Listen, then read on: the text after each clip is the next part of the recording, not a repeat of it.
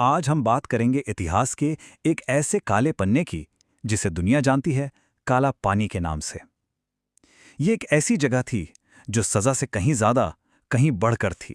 सोचिए, ऐसे लोगों को क्या सजा दी जाए जिन्हें मौत का कोई डर ही न हो। 1857 के विद्रोह के बाद अंग्रेजों के सामने ठीक यही सवाल था।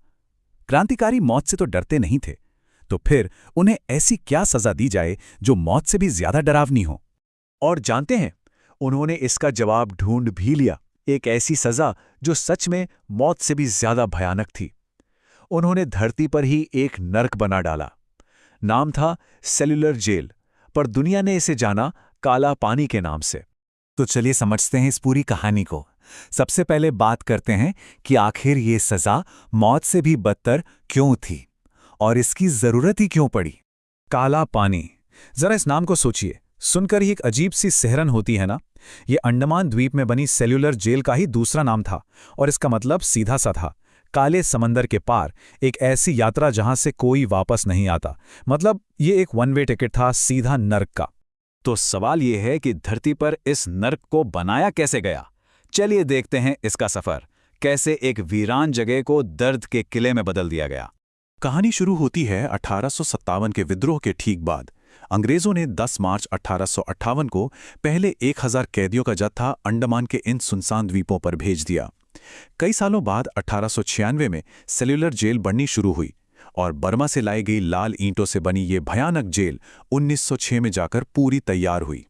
पर पता है, जेल बनने से भी पहले वो द्वीप ही अपने आप में एक सजा था। सोचिए, भारत से 1300 किलोमीटर दूर, चारों तरफ घने जंगल, जहरीले सांप, बिच्छू और बीमारियां। कैदियों को वहीं जंगल साफ करने के लिए छोड़ दिया जाता था। सिर पर कोई छत नहीं और मलेरिया, प्लेग जैसी बीमारियां तो ऐसी थीं कि उनका इलाज बस मौत ही था। तो ये तो हुई बाहर की बात। जेल के अंदर जिंदगी कैसी थी? अब हम इस कहानी के सबसे डरावने हिस्से की तरफ पढ़ रहे हैं। काला पानी के अंदर की जिंदगी, जो असल में किसी को भी तबाह कर देने के लिए ही डिजाइन की गई थी। देखिए, ये कोई मामूली जेल तो बिल्कुल नहीं थी। ये एक तरह का मनोवैज्ञानिक हथियार था। मकसद सिर्फ कैद करना नहीं, बल्कि इंसान की आत्मा को, उसके हौसले को तोड़ना था। इसमें जो 700 कोठरियां थी ना, वो इस तरह बनी थी कि कोई कैदी दूसरे को देख तो क्या, सुन भी नहीं सकता था। ये कोठरियां नहीं थी, ये तो ईंटों के बने ताबूत थे, जीते जी। कैदियों को तोड़ने के लिए हर दिन टॉर्चर का एक नया तरीका था।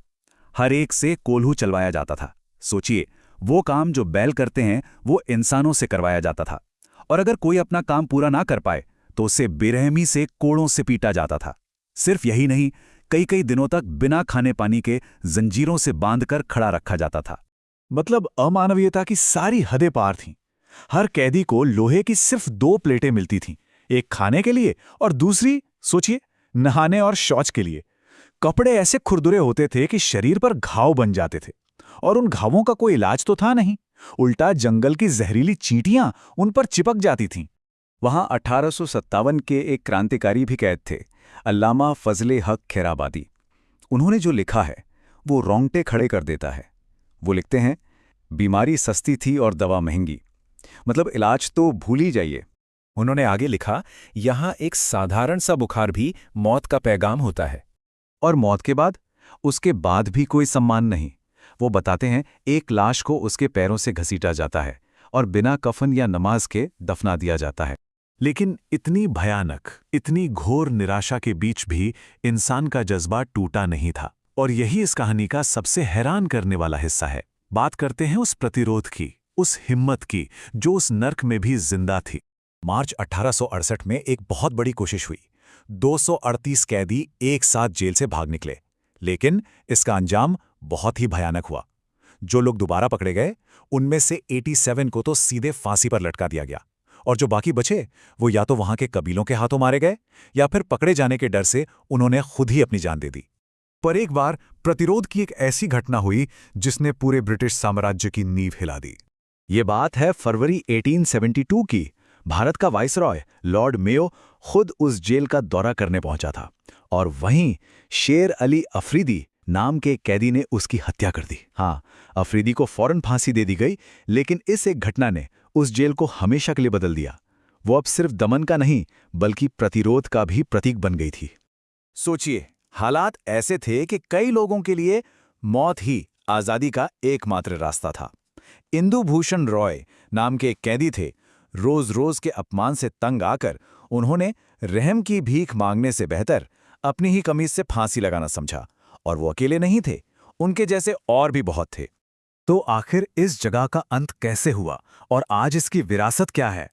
चलिए अब इस कहानी के आखिरी हिस्से पर चलते हैं और सुनते हैं उन दीवारों से आती गूंज को। इस जेल का अंत जुड़ा है दूसरे विश्व युद्ध से। 1942 में जापान ने अंडमान और निकोबार पर कब्जा कर लिया।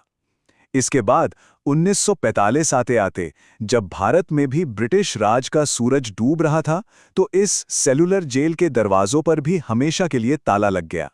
अपने पूरे समय में इस जेल में कुल 80,000 कैदियों को भेजा गया। 80,000! ये आंकड़ा ही चौंकाने वाला है। लेकिन ये सिर्फ एक नंबर नहीं है। ये उन 80,000 बेटों, पतियों और पिताओं की कहानियां हैं जिन्होंने आज़ादी के लिए लड़ने की सबसे बड़ी कीमत चुकाई। इनमें से न जाने कितने ही कभी अपने घर वापस लौट ही नहीं पाए। तो आखिर में एक सवाल बचता है, एक देश उस जगह को कैसे याद रखे जिसे बनाया ही इसलिए गया था कि उसे भुला दिया जाए? ये एक ऐसा सवाल है जो हमें इतिहास के उन काले पन्नों को और उनमें दी गई अनगिनत कुर्बानियों को कभी न भूलने की याद दिलाता है।